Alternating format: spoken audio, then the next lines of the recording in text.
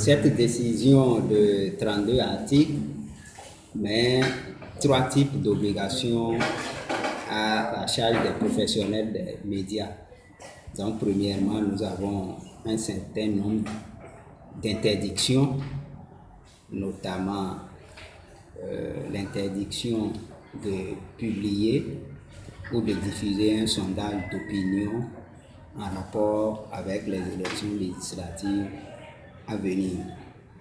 L'interdiction de prendre en compte lors de la revue de presse les organes de presse qui n'ont pas une existence légale ou de faire des commentaires lors de la revue de presse. Il est également défendu aux professionnels des médias de publier des chansons, des jeux, spots ou en cas publicitaire qui contient des éléments qui peuvent mettre en péril la cohésion nationale ou inciter à la violence ou qui tourne en dérision un parti politique ou un candidat. À côté de ces obligations-là, les professionnels des médias ont la possibilité de faire des contrats avec les partis politiques en lice pour faire leur promotion au cours de la période de campagne. Et le troisième type d'obligation, c'est une obligation facultative. Donc après la fermeture du dernier bureau de vote, ils ont la possibilité de publier les résultats du scrutin en précisant la source et en indiquant qu'il s'agit de résultats provisoires et partiels. Cette décision accorde également des droits aux partis politiques en lice.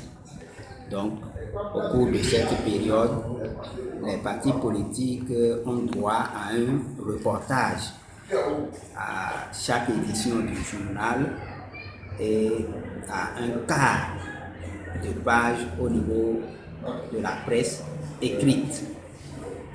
Il est également organisé au niveau des circonscriptions électorales des messages et des débats.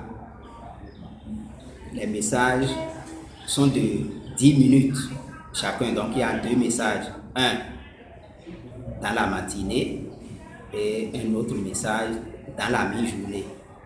Les débats de 90 minutes par jour sont diffusés dans la soirée et opposent les 7 partis politiques en lice. Maintenant, comme obligation des partis politiques au cours de la période, il y a l'interdiction de faire des contrats avec les médias qui ne sont pas reconnus par la HAC.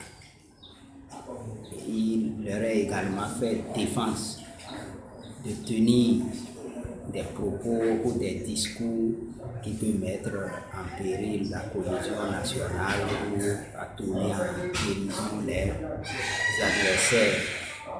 Ils doivent également éviter de tenir des propos qui peuvent mettre à mal l'appartenance à un parti politique, à une religion ou à une ethnie.